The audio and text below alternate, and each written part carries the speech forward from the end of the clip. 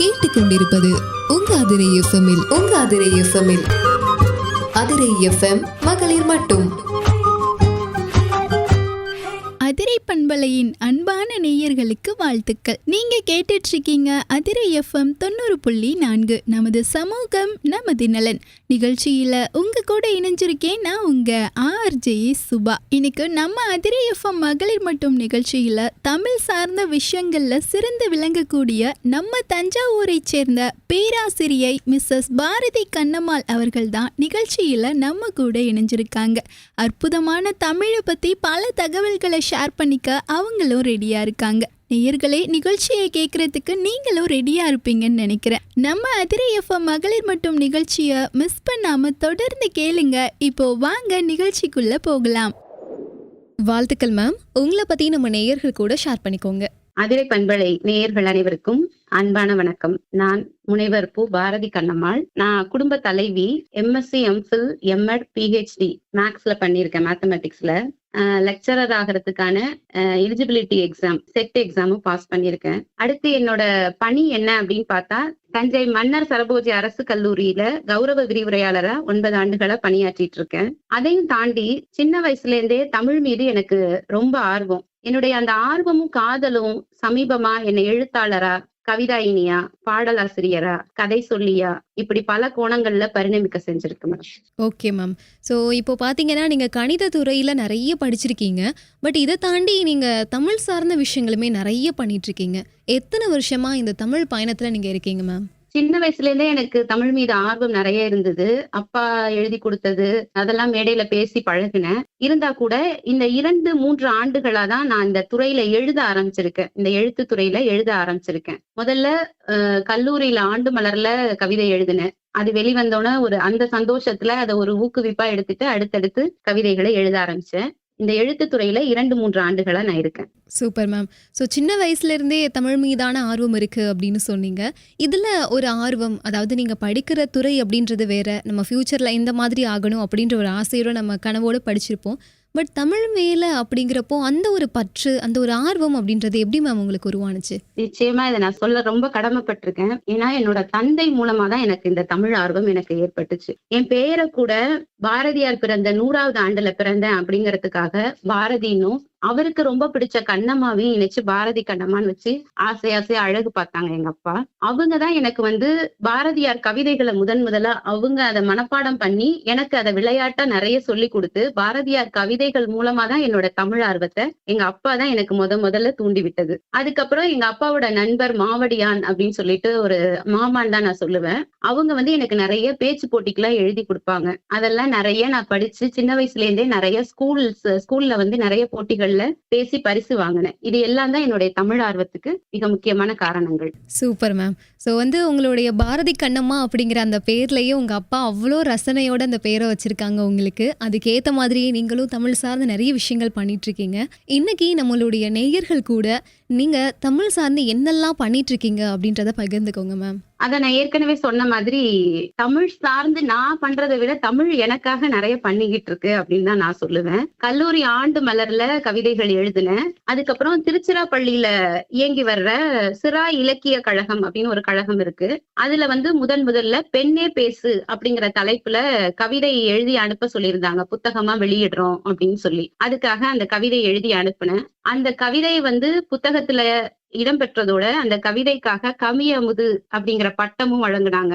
அதை தொடர்ந்து புலன குழுக்கள்ல, அதாவது அவங்க சிறா இலக்கிய கழகத்தோட புலனக்குழு மற்றும் பிற புலனக்குழுல நிறைய எழுதினேன். கிட்டத்தட்ட 100கணக்கான கவிதைகள் எழுதி வச்சிருக்கேன். விரைவில் புத்தகமாக்க இருக்கிறேன். அதற்காக எனக்கு கவிச்சுடர் பட்டமும் அதுல கொடுத்தாங்க. தமிழ்நாடு e-paper.comல புது கவிதை பகுதியில நிறைய கவிதைகள் எழுதியிருக்கேன். அதன் பிறகு தஞ்சை அழகம்மாள் நகர் கிளை நூலக வாசகர் வட்டத்துல புதன்தோறும் இலக்கிய ஆர்வலர்கள் சந்திப்பு அப்படின்னு ஒண்ணு நிகழும். அதுல நேரம் இருக்கிறப்பெல்லாம் நானும் பங்கேற்று கலந்துரையாடல் செஞ்சிருக்கேன். இணையவழி பட்டிமன்றங்கள் சிலவற்றில பங்கேற்றிருக்கேன். தமிழை பற்றி நானே ஒரு பாடல் எழுதி அதுக்கு நானே மெட்ட அமைச்சு நானே பாடியிருக்கேன். அந்த பாட்டை பாடலாமா? தாராளமா மேம், பாடுங்க. அன்னை தமிழ் நீயமை அனைத்தெடுத்து அறிவும் மரமும் தந்து ஆளாக்கினாய், உணர்வினை கடத்துதற்கு உதவும் மொழியே நீ. உன்னையன்றி உணர்வறியும் உறவில்லையே, எந்த உயிர் நீயே, எல்லாமும் நீயே, எந்த உயிர் நீயே, எல்லாமும் நீயே. அன்னை தமிழ் நீயமை அணைத்தெடுத்து அறிவும் மரமும் தந்து ஆளாக்கினாய். கல் தோன்றி மண் தோன்றா காலத்தில் தோன்றி இளமை வனப்புடன் நீ மிளிர்கின்றாய். கவிஞரும் கலைஞரும் உந்தன் நிழலில், கவிஞரும் கலைஞரும் உந்தன் நிழலில், கலையும் பண்பாடும் உந்தன் எழிலே, எந்த உயிர் நீயே, எல்லாமும் நீயே, எந்த உயிர் நீயே, எல்லாமும் நீயே. எண்ணங்களுக்கு உயிர் கொடுத்து கடத்துகிறாய், ஏட்டினில் எழுதி வைக்க உதவுகிறாய். இலக்கிய நூல்கள் கொண்டு எழுப்புகிறாய், இலக்கிய நூல்கள் கொண்டு எழுப்புகிறாய். படைப்புகள் தோன்றிடவே துணை செய்கிறாய், படைப்புகள் தோன்றிடவே துணை செய்கிறாய். எந்த உயிர் நீயே, எல்லாமும் நீயே, எந்த உயிர் நீயே, எல்லாமும் நீயே. சிந்தனையை பேச்சாக்கி எழுத்தாக்கினாய், சின்ன சின்ன கற்பனையை கவியாக்கினாய். காதல் வீரம் அன்பு சொல்லித் தந்தாய், காதல் வீரம் அன்பு சொல்லித் தந்தாய்.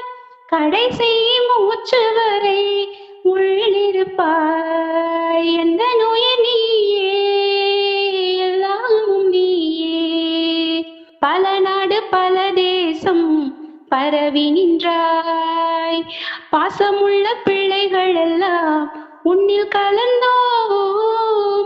மொழிகள் ஆயிரம் இருந்தாலும், மொழிகள் ஆயிரம் இருந்தாலும், செம்மொழியாய் உனை உயர்த்தி நிற்போம். எந்த உயிர் நீயே, எல்லாமும் நீயே, எந்த உயிர் நீயே, எல்லாமும் நீயே. அன்னை தமிழ் நீயமை அணைத்தெடுத்து அறிவும் மரமும் தந்து ஆளாக்கினாய். Thank you thank you. நிஜமா சூப்பரா இருந்துச்சு. ரொம்ப சூப்பரா பாடியிருக்கீங்க. உங்களுடைய குரல் வளம் ரொம்ப அருமையா இருந்துச்சு மேம், நிஜமாவே. நன்றி நன்றி ma'am. Okay, super ma'am. So இந்த மாதிரியான ஒரு பாடல் இன்னைக்கு நம்ம நிகழ்ச்சியில் கிடைக்கும் அப்படின்னு நான் எதிர்பார்க்கவே இல்லை. ஸோ உண்மையாகவே சூப்பராக இருந்துச்சு. இப்போது இதை சார்ந்து நிறைய கவிதைகளும் நீங்கள் எழுதுறதா சொல்லியிருந்தீங்க இல்லையா? ஸோ அதை புத்தகங்களாக கூட நம்ம போட போகிறோம் அப்படின்ற மாதிரிலாம் சொல்லியிருந்தீங்க. ஸோ நீங்கள் என்னென்ன கவிதைகள்லாம் எழுதியிருக்கீங்க? எது சார்ந்து உங்களுடைய கவிதைகள் அதிகமாக இருக்கும்? நீங்கள் எழுதினதில் உங்களுக்கு ரொம்ப பிடிச்ச கவிதை வரிகள் ஏதாவது இருந்தால் இப்போ ஷேர் பண்ணிக்கோங்க. நான் எல்லா சிந்தனைகள்லயும் எழுதியிருக்கேன். தன்னம்பிக்கை கவிதை எழுதியிருக்கேன், பதின்பருவ பசங்களுக்காக எழுதியிருக்கேன்.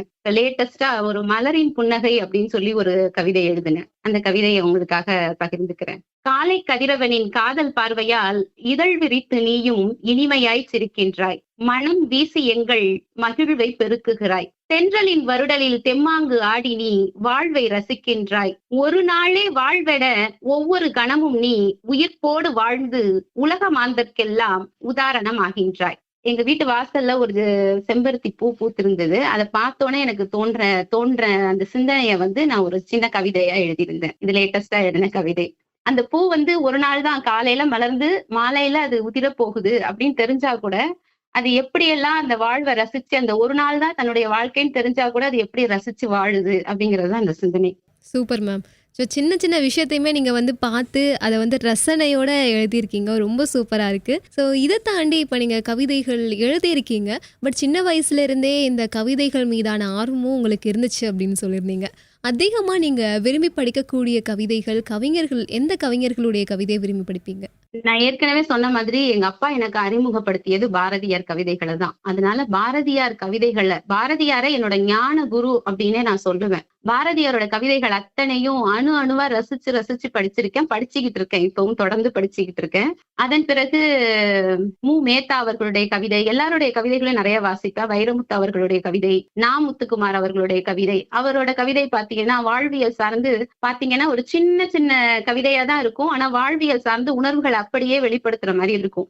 அழுது கொண்டிருக்கும் அம்மாவின் முகம் போல அவ்வளவு எளிதாக பிள்ளைகளுக்கு கிடைத்து விடுவதில்லை, அழுது கொண்டிருக்கும் அப்பாவின் முகம் அணிலாடும் மூன்றில் அப்படிங்கிற அவரோட புத்தகத்துல படிச்சிருக்கேன். அந்த மாதிரி வாழ்வியல் சிந்தனைகள் நிறைய இருக்கும் அவரோட கவிதைகளை நான் ரொம்ப விரும்பி படிச்சிருக்கேன். வைரமுத்து அவர்களோட கவிதைகள்ல கூட இப்ப நட்பு அப்படிங்கிற ஒரு கவிதை படிச்சேன். அது எப்படின்னா இந்த பஞ்சபூதங்களோட நட்பை கனெக்ட் பண்ணி எழுதியிருப்பாரு. நட்பு என்பது சூரியன் போல் எல்லா நாளும் பூரணமாய் இருக்கும். நட்பு என்பது கடல் அலை போல் என்றும் ஓயாமல் அலைந்து வரும். நட்பு என்பது அக்னி போல் எல்லா மாசுகளையும் அழித்து விடும். நட்பு என்பது தண்ணீர் போல் எதில் ஊற்றினாலும் ஒரே மட்டமாய் இருக்கும். நட்பு என்பது நிலம் போல் எல்லாவற்றையும் பொறுமையாய் தாங்கிக் கொள்ளும். நட்பு என்பது காற்றை போல் எல்லா இடத்திலும் நிறைந்திருக்கும். இந்த மாதிரி எல்லா கவிதைகளையும் எது கிடைச்சாலும் படிப்பேன். கையில எது கிடைச்சாலும் அதை நான் வாசிப்பேன், விரும்பி வாசிப்பேன். Super ma'am. ஸோ அப்படி வாசிக்க ஆரம்பித்த பயணம் தான் இப்போது இதுவரையும் உங்களை அழைச்சிட்டு வந்திருக்கு அப்படின்னு நினைக்கிறேன். ஸோ நீங்கள் இதை தாண்டி பார்த்தீங்கன்னா கதை சொல்லியா நீங்கள் இருக்கீங்க அப்படின்னும் கேள்விப்பட்டோம். ஸோ வேற ஒரு எஃப்எம்ல கதை சொல்லக்கூடிய ஒரு நேரத்துக்காகவே நீங்கள் ஸ்பெஷலாக பேசிட்டு இருக்கீங்க. ஸோ அந்த பயணம் எப்படி இருக்குது, அதை பற்றி கொஞ்சம் ஷேர் பண்ணுங்க. கண்டிப்பா. முன்னெல்லாம் குழந்தைங்களுக்கு தாத்தா பாட்டி கதை சொல்லுவாங்க. படிக்க ஆர்வம் உள்ளவங்க நிறைய கதைங்க எல்லாமே படிப்பாங்க. இப்ப ஆர்வம் இருந்தா கூட நேரம் இல்ல அப்படின்னு சொல்லிட்டு நம்ம இந்த நவீன காலத்துல ஓடிக்கிட்டே இருக்கும். யாராவது படிச்சு சொன்னா பயண நேரத்துல கூட கேட்கலாமே அப்படின்னு நிறைய பேருக்கு தோணும். அந்த மாதிரி நேயர்களுக்காக ஒரு எஃப்எம்ல காதோடு ஒரு கதை அப்படிங்கிற நிகழ்ச்சியில வாரந்தோறும் கதை சொல்லியா இருக்கேன். அது நான் ஒரு வரமாவே நினைக்கிறேன். ஏன்னா படிக்கிற எனக்கும் என் குரலை கேட்கிற பல்லாயிரக்கணக்கான மக்களுக்கும் அது சென்றடையுது அப்படிங்கிறத நான் ஒரு வரமாவே நினைக்கிறேன். நிச்சயமா மேம். ஸோ இதை தாண்டி பார்த்தீங்கன்னா தமிழ் சார்ந்து இலக்கியங்கள் நிறைய விஷயங்கள் நீங்கள் படிச்சுட்டு இருக்கீங்க, அதை பற்றின ஒரு புரிதலோடு இருக்கீங்க அப்படின்றதுனால உங்ககிட்ட இந்த கேள்வி. தமிழ் இலக்கியங்கள் சார்ந்து இந்த காலத்தில் நீங்கள் சொல்ல நினைக்கக்கூடிய தகவல்கள்னா என்னவா இருக்கும் மேம்? தமிழ் இலக்கியம்ங்கிறது ஒரு பெரிய கடல். அதுல மூழ்கி எல்லாராலையும் முத்தெடுக்க முடியாது. ஆரம்பத்துல சங்ககால இலக்கியங்கள்லாம் பார்த்தா ஆர்வமும் அறிவும் இருந்தாதான் அதை வாசிக்கவே முடியும் முதல்ல. அப்படியே நாளடைவுல வளர்ந்து இப்ப இக்கால இலக்கியத்துல பாத்தீங்கன்னா கால மாற்றத்துக்கு ஏற்ற மாதிரி புது புது உள்ளடக்கங்கள் அதுக்குள்ள வருது.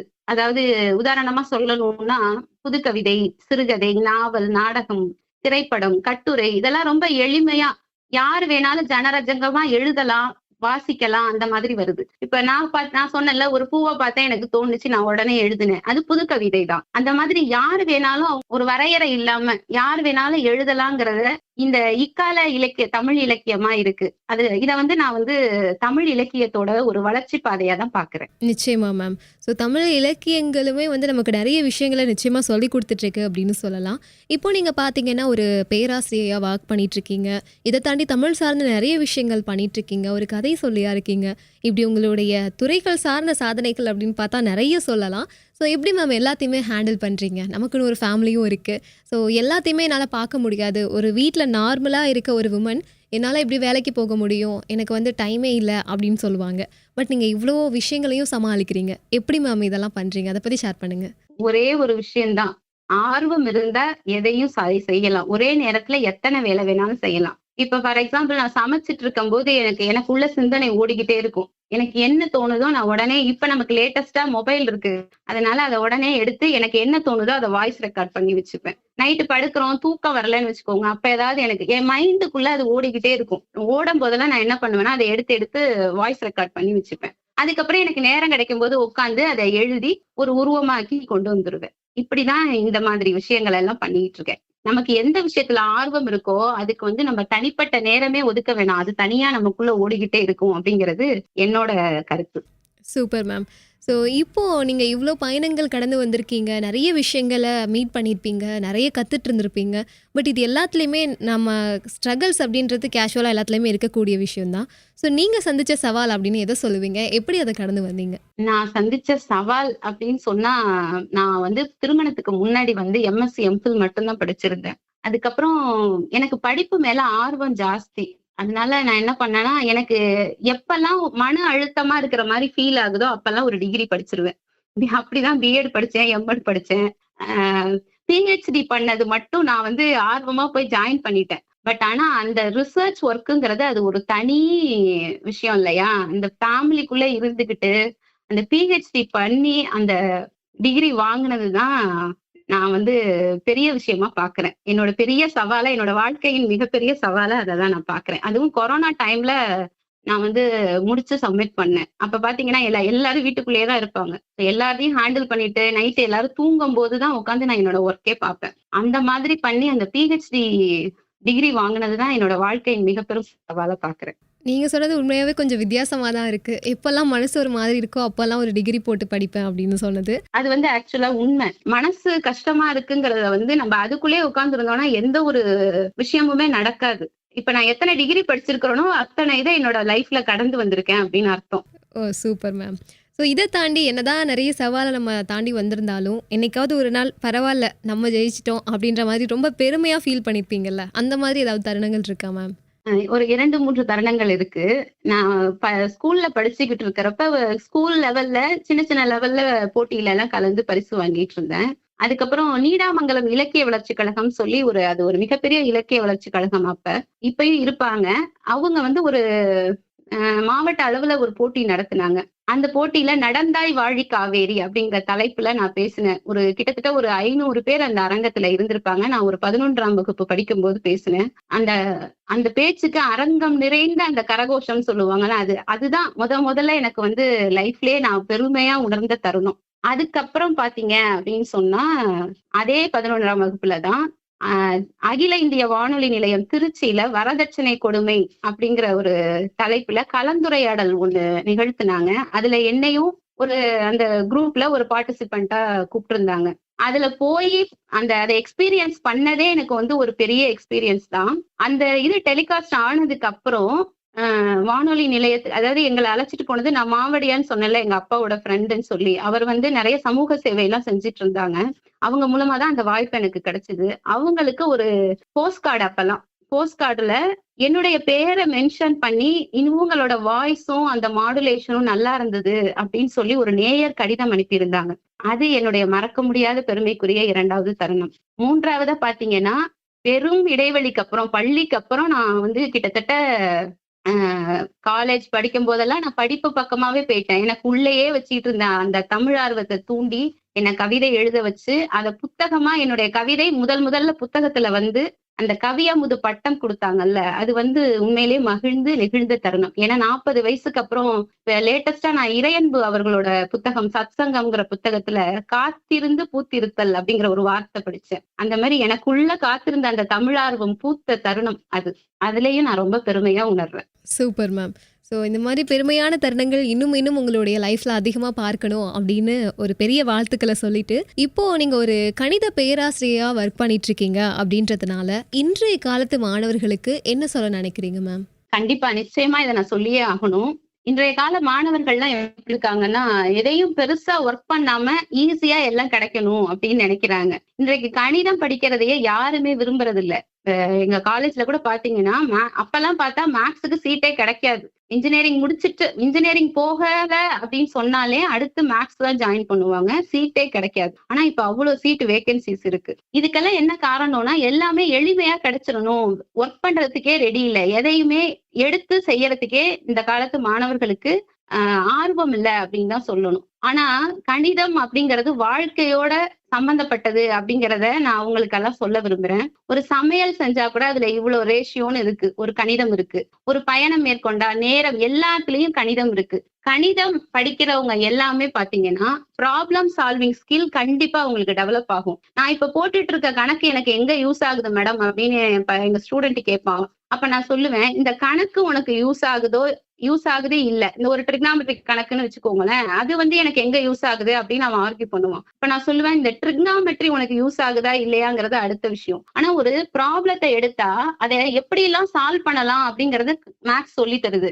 இதெல்லாம் நீ நிறைய சால்வ் பண்ண ஆரம்பிச்சேன்னா அந்த ப்ராப்ளம் சால்விங் ஸ்கில் தானாவே உன்னோட பிரெயினை ஆக்டிவேட் பண்ணும். உனக்கு லைஃப்ல என்ன பிரச்சனை வந்தாலும் அதை எடுத்து அதுக்கு எப்படி சொல்யூஷன் பார்க்கணும் அப்படிங்கிறது உனக்கு தோணும். ரெண்டாவது, கணிதம் அப்படிங்கிறது என்னன்னா, இப்ப தமிழ், ஆங்கிலம், பிற மொழிகள்லாம் பாத்தீங்கன்னா அந்தந்த நாட்டுக்கு ஏற்ப அந்தந்த மொழிகள் மாறும். ஆனா மேக்ஸ், கணிதம்ங்கிறது உலகளாவிய ஒரு பொதுமொழி. எல்லா இடத்துலயும் ஒரே மாதிரியானா இருக்கும். கண்டிப்பா அது நீ எங்க போனாலும் உங்களுக்கு தேவைப்படும். அதே மாதிரி மற்ற துறைகள்ல பணிபுரியணும் அப்படின்னாலும், இப்ப ஃபார் எக்ஸாம்பிள் ஒரு சயின்டிஸ்டாவோ இல்ல என்ஜினியராவோ இல்ல ஐடி ஃபீல்டோ இல்ல நிதித்துறையிலையோ எங்க நீ வேலை பார்க்கணும்னாலும் கணித அறிவு இருந்துச்சுன்னா மட்டும்தான் நல்லா ஷைன் பண்ண முடியும். யாரெல்லாம் கணிதத்தை விரும்பி படிக்கிறாங்களோ அவங்க எல்லாருக்குமே தீர்வு காணும் திறனும், நிர்வாக திறனும், திட்டமிடுதல் திறனும் நிச்சயமா அதிகமா இருக்கும். அதனால மாணவர்களுக்கு நான் என்ன சொல்ல விரும்புறேன்னா, ஆர்வத்தோட முயற்சி செஞ்சு பயிற்சி பண்ணீங்கன்னா கணிதம் நிச்சயமா கை கொடுக்கும். கண்டிப்பா மேம். ஸோ நீங்கள் சொன்ன மாதிரியே இன்றைய காலத்து மாணவர்களுக்கு எல்லாமே எளிமையாக கிடைக்கணும், எல்லாமே ரொம்ப ஈஸியாக இருக்கணும் அப்படின்ற ஒன்றை சூஸ் பண்ணுறதுனால தான் நிறைய ஸ்ட்ரகிள்ஸ் அவங்க ஃபேஸ் பண்ண திணறாங்க அப்படின்னு கூட சொல்லலாம். ஸோ உண்மையாகவே இது நிறைய பேருக்கு பயனுள்ளதாக இருந்திருக்கும் அப்படின்னு நினைக்கிறேன். இன்றைக்கி நம்ம மதுரை எஃப்எம் மகளிர் மட்டும் நிகழ்ச்சியில் நீங்களும் கலந்துக்கிட்டு நிறைய நல்ல விஷயங்களை எங்கள் கூட ஷேர் பண்ணீங்க. இப்போது நீங்கள் ஒரு பெண் அப்படிங்கிற அடிப்படையில் மற்ற பெண்களுடைய வளர்ச்சிக்கு என்ன சொல்ல நினைக்கிறீங்க மேம்? பெண்ணை பத்தி பாரதி அது சொல்லும் போது எல்லா இடத்துலயும் சக்தி அப்படின்னு தான் குறிப்பிடுறாரு. ஒரு பெண்ணுக்கு இயல்பாவே மன உறுதியும் போராட்ட குணமும் கண்டிப்பா இருக்கு. அதனாலதான் அந்த தாய்மைங்கிற வரத்தை கடவுள் அவர் பெண்ணுக்கு அளிச்சிருக்காருன்னு நான் நினைக்கிறேன். ஏன்னா அந்த உயிரை மன உறுதியோட தாங்கி போராட்ட குணத்தோட வெளியில கொண்டு வரோம் இல்லையா? அதனாலதான் பெண்ணுக்கு தாய்மைங்கிற வரத்தையே கொடுத்திருக்காரு கடவுள் நான் நினைக்கிறேன். பெண்களுக்காக நான் ஒரு கவிதை வைய தலைமைகள் அப்படின்னு எழுதியிருக்கேன். அதை உங்களோட பகிர்ந்துக்க ஆசைப்படுறேன். ஆணும் பெண்ணும் நிகர் என்பார், ஆகச் சிறந்தவள் பெண் என்பார். அடுக்களை அரசி அவள் என்பார், அவளே அன்பின் ஜோதி என்பார். அவளின்றி யாருமில்லை உலகினிலே, அனைத்தின் உட்பொருள் அவள் என்பார். மதியோகி மந்திரி மனையாளே, மன்னரின் துணைவி அரசி என்பார். பொறுப்பெல்லாம் தருவார், தலைமை மட்டும் அவர் என்பார். குழந்தையை வளர்ப்பதெல்லாம் தாயின் கடமை, தலைப்பெழுத்தோ தந்தையுடையதே. காட்டின் அரசனோ ஆண் சிங்கம், வேட்டையாடி இறை கொணர்வதோ பெண் சிங்கம். நாட்டிலும் வீட்டிலும் ஏன் காட்டிலும் எங்கும் எதிலும் நடக்கும் விந்தை காணீர் மகளிரே. இணையராய் இருவரும் இணைந்தே செயல்படுகையில் ஏன் இந்த பாகுபாடு? அடுக்களை தொடங்கி அலுவலகம் வரை ஆகச் சிறந்தவளாயினும் ஆழப் பிறந்தவளாவது எப்போது? ஒன்றிருவர் இருப்பதாக சொல்லி ஊர் நியாயம் பேசுவர், நம்பாதே. தடைபல உடைத்து பெண் சிங்கமாய், நாட்டின் அரசியாய், வீட்டின் எஜமானியாய் முடிவெடுக்கும் நிலையில் வைய தலைமைகள் வரலாற்றில் உன் வாழ்வை பதிவு செய் அப்படின்னு நான் பெண்களுக்காக ஒரு கவிதை எழுதினேன். Super ma'am. ஸோ உண்மையாகவே நிறைய விஷயங்கள் நீங்கள் பண்ணிகிட்ருக்கீங்க அப்படின்றது உங்களுக்கு கூட பேசும்போதே இந்நேரத்துக்கு நிறைய நேயர்களுக்குமே தெரிஞ்சிருக்கும் அப்படின்னு நினைக்கிறேன். இப்போ ஃபைனலாக நம்ம மதுரை எஃப்எம்க்கும் மதுரை எஃப்எம் நேயர்களுக்கும் என்ன சொல்ல விரும்புகிறீங்க மேம்? அதிரை பண்பலை நேயர்கள் எல்லாருக்கும் நான் என்ன சொல்ல விரும்புறேன் அப்படின்னா, வாழ்க்கை எனும் நதி மரணம் எனும் கடலில் கலக்கும் வரை வெவ்வேறு மேடு பள்ளங்களில் ஓட வேண்டி இருக்கிறதுன்னு நான் முத்துக்குமார் ஒரு கவிதையில சொல்லி இருப்பாரு. அத மாதிரி இந்த வாழ்க்கைங்கிறது ஒரு முறைதான். இங்க மனிதனா பிறந்தவங்க எல்லாருமே வெற்றியாளர் தான். எப்படி மனிதனா பிறந்தவங்க எல்லாருமே வெற்றியாளர்னு சொல்றோம் அப்படின்னா, சுகி சிவம் ஐயா அவர்கள் மனசே நீ ஒரு மந்திரச்சாவிங்கிற புத்தகத்துல சொல்லியிருப்பாரு. தந்தையோட 1000 அணுக்கள்ல ஒன்றுதான் தாயோட சினை முட்டையோட கலக்குமா. அந்த 1000 போட்டி போட்டு வரும்போது ஒன்று மட்டும்தான் ஜெயித்து அந்த சினை முட்டையோட கலந்து ஒரு மனிதனா, அதாவது ஒரு குழந்தையா பிறக்குது. அப்ப பிறந்த அனைவருமே வெற்றியாளர்கள் தான் அப்படின்னு சொல்லுவாரு. நம்ம எல்லாருமே வெற்றியாளர்கள் தான். இந்த வாழ்க்கை எப்படி இருந்தாலும் அதை நம்ம வாழ்ந்து காட்டணும். அதுக்கு கூட நான் ஒரு வாழ்ந்து காட்டு அப்படின்னு சொல்லி ஒரு கவிதை எழுதியிருக்கேன். அதை உங்களோட பகிர்ந்துக்கிறேன். வாழ்வது பூஞ்சோலையானால் மலர்ந்து சிரி, பாலைவனமானால் கள்ளியாய் முளை, ஓட்டப்பந்தயமானால் ஓடத் தயாராகு, ஓடும்போது விழுந்து விட்டால் எழுந்து மீண்டும் ஓடு. சுமைகள் பெருகினும் சுகங்கள் அருகினும் வாழ்க்கையின் சவால்களை எதிர்த்து நின்று போராடு. எதற்கும் அஞ்சாமல் ஏறுபோல் நட, எதையும் நேர்மறையாய் எதிர்கொள். அனைத்தும் கைவசமாகும் வரை அயர்வின்றி உழை. தடைபல வரினும் தவிர்க்க முடியாதவராய் தன்மானத்தோடு தலை நிமிர். களை பல நடுவில் வந்தாலும் களைந்து செழித்து ஓங்கு, வாழப் பிறந்தாய் நீ மனிதா வாழ்ந்து காட்டு. இததான் நான் நேயர்கள் அனைவருக்கும் சொல்ல விரும்புறேன். நிச்சயமா நம்மளோட பிறவி ஒரு பிறவிதான், அதை நல்லா வாழ்ந்து காமிக்கணும் நம்ம. கண்டிப்பா ma'am. Thank you so much ma'am. நேயர்களே, நம்ம அதிரை எஃப்எம் மகளிர் மட்டும் நிகழ்ச்சியை மிஸ் பண்ணாமல் தொடர்ந்து கேட்டிருப்பீங்கன்னு நினைக்கிறேன். இன்னைக்கு நம்ம நிகழ்ச்சியில் தமிழ் சார்ந்த விஷயங்களில் சிறந்து விளங்கக்கூடிய நம்ம தஞ்சாவூரை சேர்ந்த பேராசிரியை மிஸ்ஸஸ் பாரதி கண்ணம்மாள் அவர்கள் தமிழ் சார்ந்த பல பயனுள்ள தகவல்களை நம்ம கூட ஷேர் பண்ணிக்கிட்டாங்க. இவங்களுக்கு நம்ம அதிரை பண்பலை சார்பாகவும் நேயர்கள் சார்பாகவும் வாழ்த்துக்களையும் நன்றிகளையும் தெரிவிச்சுக்கலாம். நிகழ்ச்சியிலிருந்து விடைபெற போகிறேன் நான் உங்கள் RJ சுபா. நேயர்களான நீங்களும் மகளிர் மட்டும் நிகழ்ச்சி பற்றிய கருத்துக்கள் விமர்சனங்களை பற்றி எங்க கூட ஷேர் பண்ணிக்கணும்னு நினச்சிங்கன்னா 7373776904 என்ற இந்த எண்ணுக்கு கால் பண்ணியோ வாட்ஸ்அப் மூலமாகவோ தெரிவிக்கலாம். இந்த கருத்துக்கள் அனைத்தையும் பொதுநலன் கருதி வெளியிடுவோர் அதிரை பண்பலை 90.4. நமது சமூகம் நமது நலன். நீங்கள் கேட்டுக்கொண்டிருப்பது உங்க அதிரை எஃப்எம்மில் அதிரை எஃப்எம் மகளிர் மட்டும்.